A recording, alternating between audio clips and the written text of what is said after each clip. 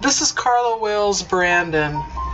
Let's see if I can try this with this old machine. My lips aren't moving at the same time as my words. You can tell I am on an old computer. As my son said, what's with the robot sound? So I'm going to do the best I can. I guess I have to take all computers to the geek shop. We'll see. My name is Carla Wills Brandon.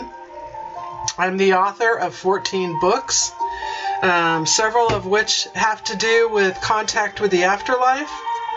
I'm also a mental health care professional, and I've been in private practice for over 3 decades. Ooh, that's a long time. Along with that, I have lectured internationally. By the looks of me right now, you can't really tell, but trust me, it's true. And in order to continue my education as a medium dealing with contact with the world to come, I have a mentor who has been doing this for 35 years. And I also make trips to the Arthur Findlay College just outside of London, where I can go and learn and fine-tune my skills and be a student. It's great. I love it. But anyway, I'm putting this video together to let you know that on September 23rd, we are going to have a workshop that you might be interested in. This workshop is called Two Worlds, and what that has to do with, it has to do with this. We are linked. This is not just it. There is a world to come. We don't just physically pass away and then, like a cream puff, disappear. And so a lot of us out there have had these experiences. I've noticed something really strange with a few of my peers. What my peers in my day job have started to do is refer to me individuals they don't know how to deal with, because these individuals have ability, either mediumistic ability, or they've had a near-death experience, or they've had an afterlife communication, and they want some clarification. But instead, they end up getting sent to the shrink who wants to put them on medication and give them a whole lot of different diagnoses. And so, well, it happened again last week. I got another referral. Cracks me up. But for a lot of us, we have fear about talking about who we are. You know, you have people who really play the piano really, really well. Me, forget it. You know, I can play chopsticks. That's what I'm really good at. And my mother-in-law was so disappointed. She gave us this beautiful baby grand piano that her father had bought for her. But can any of us, play anything on it? No. We're not talented that way.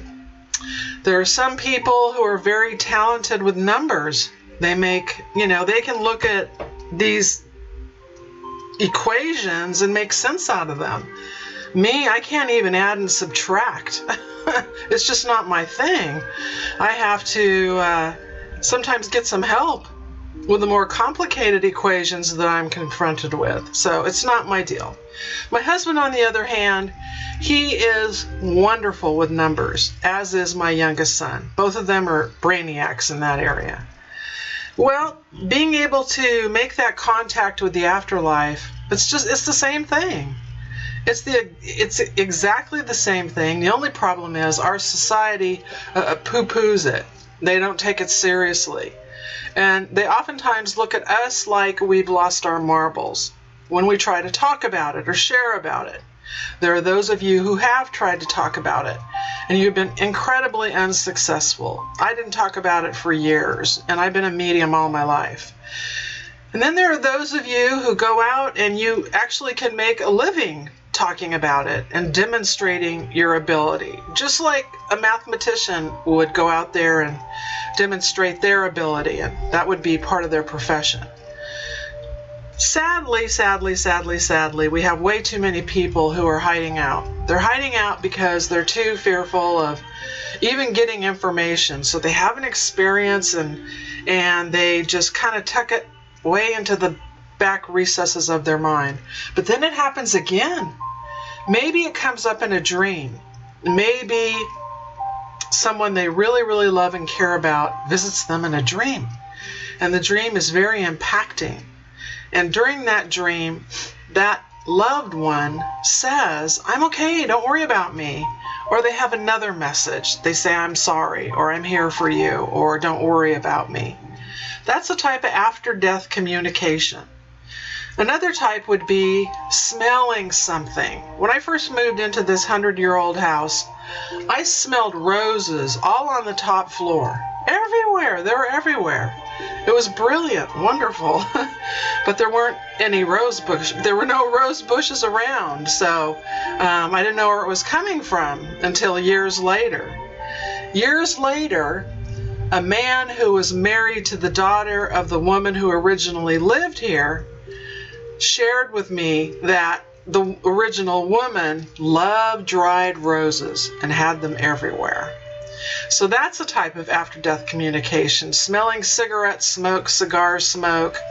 Another type of after-death communication would be feeling a hug. Every once in a while, out of the blue, I'll be doing something at the office or around the house, and I'll feel hands coming over my shoulders, and I know that's my mother, that she's there for me, and it's very heartfelt. And I'm not thinking about being a medium or reading afterlife material or any of that stuff when that happens. So that can be another type of afterlife communication.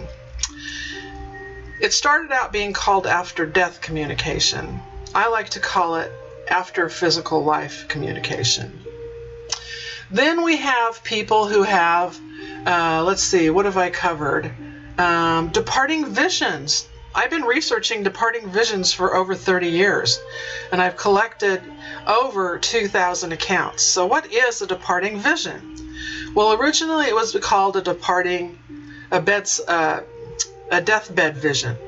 And I kind of found that when I would call it a deathbed vision to the normal population out there, they'd sort of throw themselves against the wall in sheer terror and panic. We don't like that word death. You know, I mean, a lot of people out there in society have a lot of death phobia, and so they just don't like talking about it. Well, a departing vision is something like this. Let's say that I'm here at my house, and somebody I care about is in a different state. And suddenly, I have a sense that something wrong is happening. Something is just not right. And then I get a phone call, maybe an hour or so later, and I'm told that the individual across the state had passed. The one that I was concerned about had passed. In other instances, people can have what are called empathetic departing visions, where they can actually feel how an individual in another location is passing. So if it's a heart attack, they will find themselves feeling tight in their chest and not understanding why when all of a sudden they feel really well after the event. But then they too will receive news that this loved one, a loved one had recently departed. Of course, there are the dreams that we talked about. My favorite one is of the man and wife who were in bed, and all of a sudden he woke up and he saw his grandmother in her traveling suit with her little pillhead hat on, and he couldn't hear what she was saying, but it looked obvious that she was ready for travel. And then the vision disappeared, and then he received a phone call and was told that yes, indeed, his grandmother had moved on to the next life. So there are many, many ways to make these links, many ways. So there are some people who are really good at receiving these premonitions about things to come. And oftentimes they don't like having that ability. It scares them. They don't like to be the bearer of bad news. Who's going to die next? And so they don't know where to talk or where to go. And so two links, two worlds, I mean one link and two worlds. What we're going to try to do here is we're going to try to explore all of these ways that we can make contact with the world to come.